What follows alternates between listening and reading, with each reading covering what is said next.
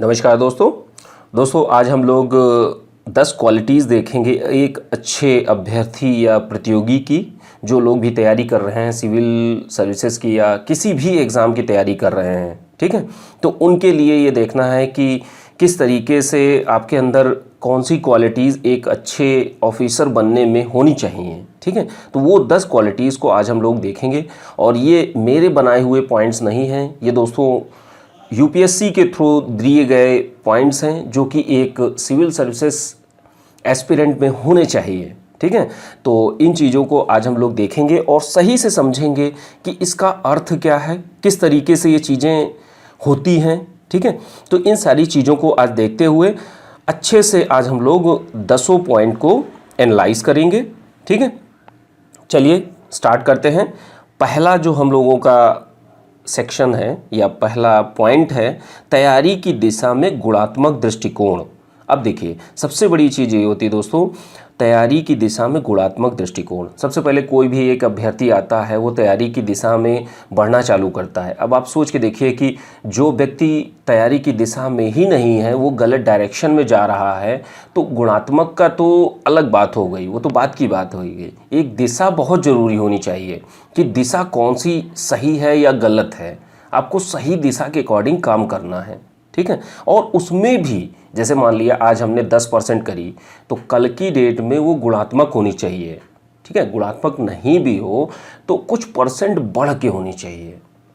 ठीक है, गुणात्मक दृष्टिकोण होना चाहिए तैयारी की दिशा में, कि जैसे मान लिया आज हमने 10% ख़त्म किया, कल 20% करेंगे, कल 30% ख़त्म करेंगे, कल परसों हम 40% ख़त्म करेंगे सिलेबस को। ठीक है, तो मतलब चीज़ें बढ़ती जानी चाहिए। ठीक है, आपको गुणात्मक दृष्टिकोण रखना है और उसी के अकॉर्डिंग अपने आप को कार्य करना है। ठीक है, चलिए अगला देखते हैं। विश्लेषण अर्थात सिक्के के दोनों पहलू को जानना और प्रत्येक मुद्दे पर विचार करना।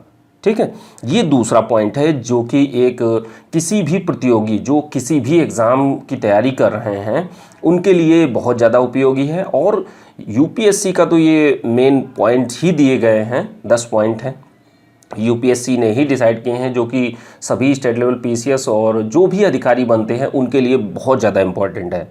ठीक है, और आप लोग खुद देख सकते हैं कि कितनी क्वालिटीज़ आपके अंदर है और कितनी एक अधिकारी बनने के लिए या जो सेलेक्ट होते हैं लोग, उनके अंदर कितनी क्वालिटीज़ होती होंगी, तो आप लोग खुद ही अंदाज़ा लगा लेंगे। ठीक है, दूसरा क्या है, विश्लेषण अर्थात सिक्के के दोनों पहलू को जानना। ठीक है, अब जैसे मान लिया कोई भी टॉपिक या सिलेबस है, सिलेबस का मतलब जो आपके टॉपिक पढ़ाए जाते हैं, तो उस टॉपिक में जैसे कोई भी मुद्दा मान लीजिए।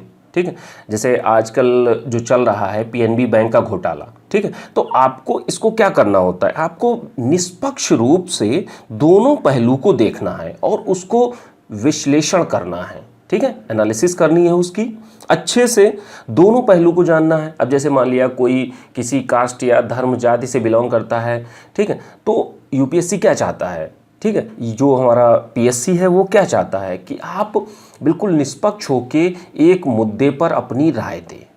ठीक है, जब आप नीतियां बनाते हैं तो वहाँ पे निष्पक्ष राय आपकी मांगी जाती है और निष्पक्ष राय से ही आपकी एक अच्छी नीतियों का निर्माण किया जाता है। ठीक है, तो ये चीज़ बहुत ही ज़्यादा इम्पॉर्टेंट है, विश्लेषण करना, दोनों पहलू को जानना। अब जैसे मान लिया कोई भी दंगा हुआ या कोई भी पीएनबी का घोटाला हुआ, तो इसमें क्या होगा, इस टॉपिक में आप लोगों ने देखा, हाँ भाई घोटाला हुआ, आपने एक पक्ष जान लिया, हाँ घोटाला हुआ, किस कारण से हुआ, क्यों हुआ, जो जनता पक्ष है उसकी क्या राय है, जो हमारे अधिकारीगण हैं उनकी क्या राय है। आप लोगों को दोनों पक्षों की बात जाननी चाहिए। ठीक है, तो समझ गए ना कि इस दूसरे पॉइंट में है क्या चीज़, आपकी विश्लेषण अर्थात सिक्के के दोनों पहलुओं को जानना और प्रत्येक मुद्दे पर विचार करना, वो कोई भी मुद्दा हो सकता है।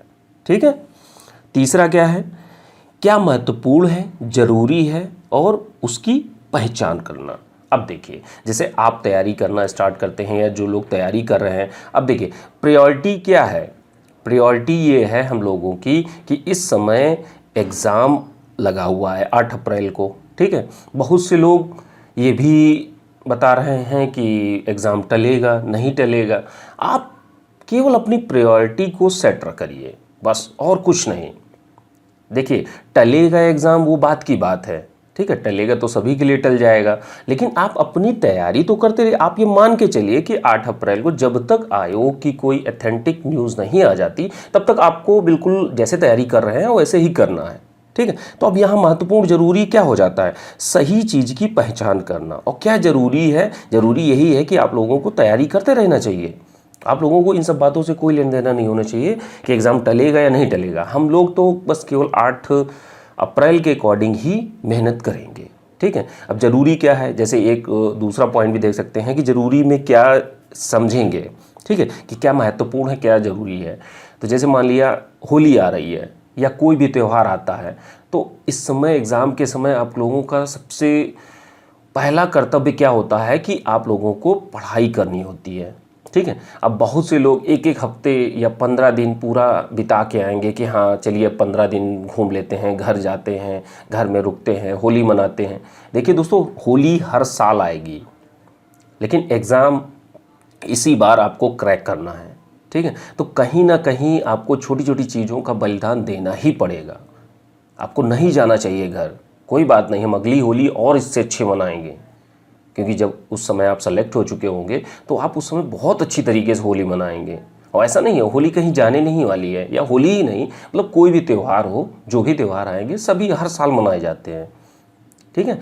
तो जो लोग यहाँ रुकेंगे उनका बहुत अच्छा एग्ज़ाम होगा। भाई सीधी सी बात है, आप सभी प्रतियोगिता से जो लोग जा रहे हैं और जो लोग नहीं जा रहे हैं, जो नहीं जा रहे हैं वो आप कहीं ना कहीं 7-8 दिनों में आप आगे होंगे ना उनसे उतना, ठीक है।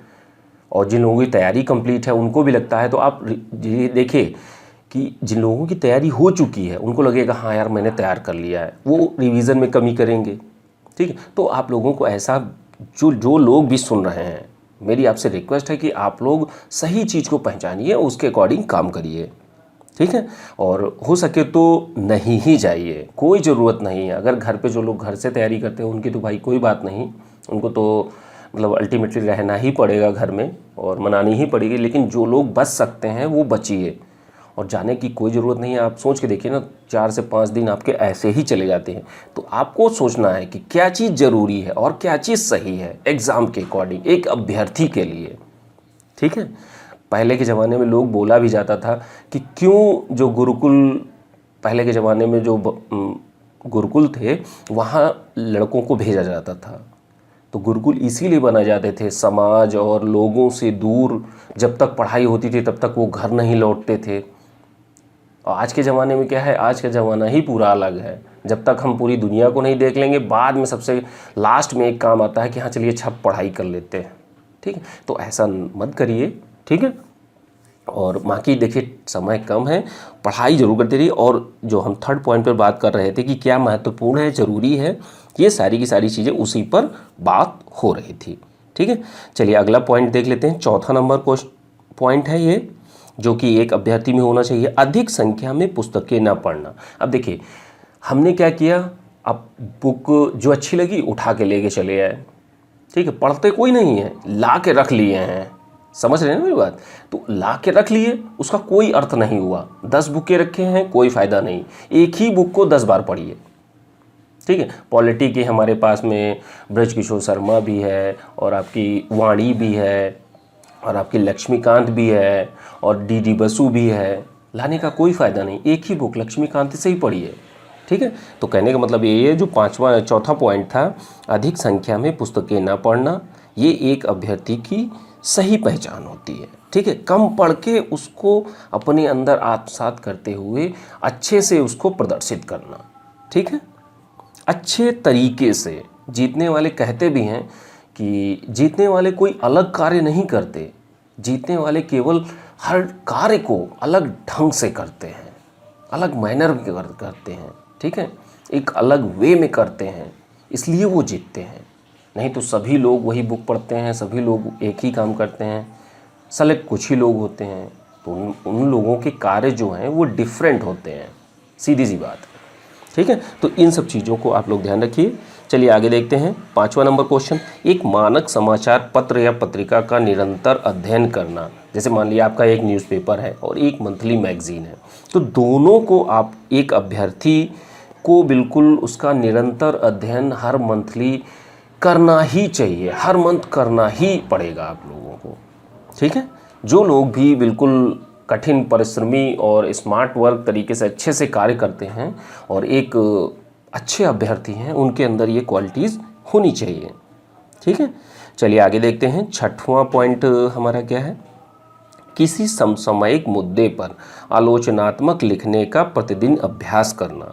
अब जैसे मान लिया आज की डेट में कोई टॉपिक आया, पीएनबी का घोटाला ही आया, ठीक है, तो उस पर हमें अपनी राय देनी है और लिखने की प्रैक्टिस तो अब तो बहुत ज़्यादा ज़रूरी है दोस्तों। ठीक है, लेखन शैली का जो सुधार होगा वो सुधार एक ही चीज़ से आ सकता है, वो है लिखना। और लिखना आपको, जैसे आप कुछ लोग तो डरते हैं, लिखते स्टार्ट ही नहीं करते हैं। ठीक है, तो आप लोगों को कहीं ना कहीं थोड़ा थोड़ा स्टार्ट करना पड़ेगा। स्टार्टिंग आप किसी भी मुद्दे को ले लीजिए, उस पर लिखना स्टार्ट कर दीजिए। ठीक है, और प्रतिदिन अभ्यास करना लिखने का। ठीक है, 7वां पॉइंट क्या है? विगत 10 वर्षों के पूछे गए प्रश्नों का विश्लेषण करना।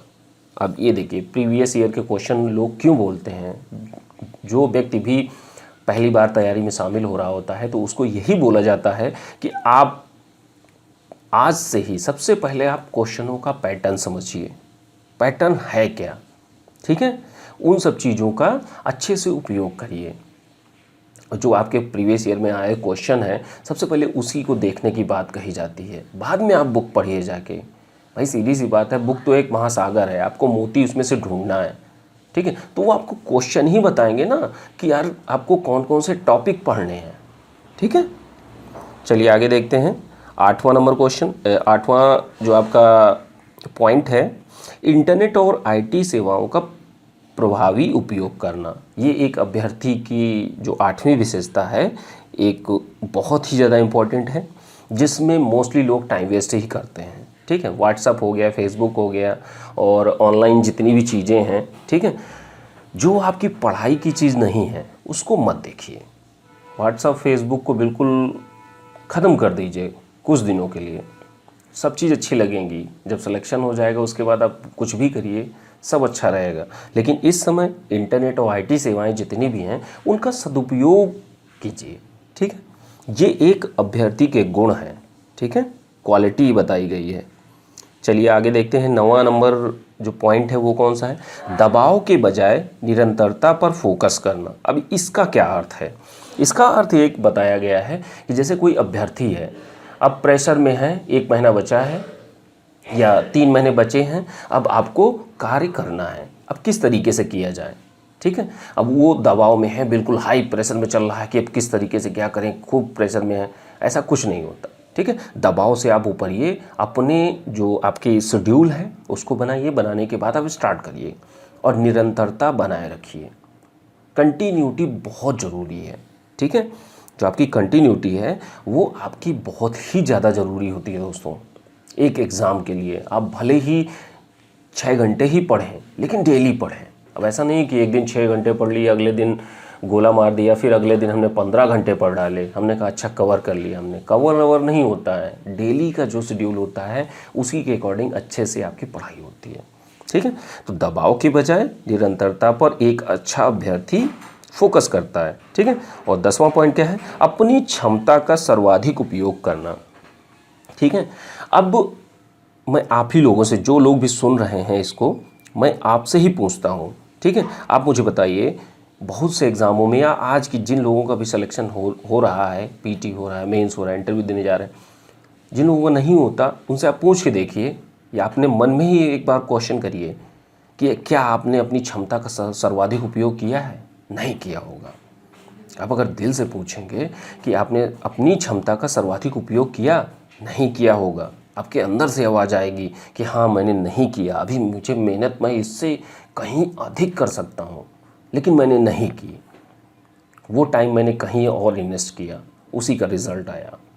तो आपको वो काम नहीं करना है। ठीक है, अपनी क्षमता का सर्वाधिक उपयोग करना है, मैक्सिमम जितना हो सके। 10 घंटे पढ़ते हैं, 12 घंटे लगता है कि यार हम 12 घंटे पढ़ सकते हैं, तो 12 घंटे पढ़िए। आपको लगता है 14 घंटे पढ़ सकते हैं, 14 घंटे पढ़िए। आपको लगता है 18 घंटे पढ़ सकते हैं हम, पढ़िए 18 घंटे। कुछ नहीं, अपनी क्षमता का उपयोग करना और उसका एक अच्छा सा आउटपुट लाना। अब पता लगा 18 ही घंटा पढ़ डाले और पढ़ने के बाद आपका रिजल्ट उसका 0 है, आप कुछ रिकॉल नहीं कर पा रहे हैं, मेमोराइज़ नहीं कर पा रहे हैं, तो फिर इन सब चीज़ों का कोई मतलब नहीं रहेगा ना। तो इसलिए अपनी क्षमता, जो भी आपकी क्षमता है, जो आपकी कैपेसिटी है, ठीक है, उसको बिल्कुल भरपूर उपयोग करना, ठीक है, फालतू की चीज़ों से दूर रहना, ठीक है दोस्तों। और दोस्तों ये 10 पॉइंट थे सिविल सर्विसेज अभ्यर्थी के लिए या किसी भी एग्ज़ाम के लिए जो अभ्यर्थी हैं उनके लिए, और ये बहुत ही ज़्यादा इम्पॉर्टेंट है। और आप लोग देखिए, ज़रूर देखिए, अपने अंदर बिल्कुल मनन करिए, देखिए कि हाँ कौन कौन सी क्वालिटीज़ हमारे अंदर हैं। और हो सके तो आप लोगों से एक छोटी सी रिक्वेस्ट है कि आप लोग ये 10 के 10 पॉइंट को कहीं टेबल के सामने लिख लीजिए, आपको बहुत फ़ायदा मिलेगा।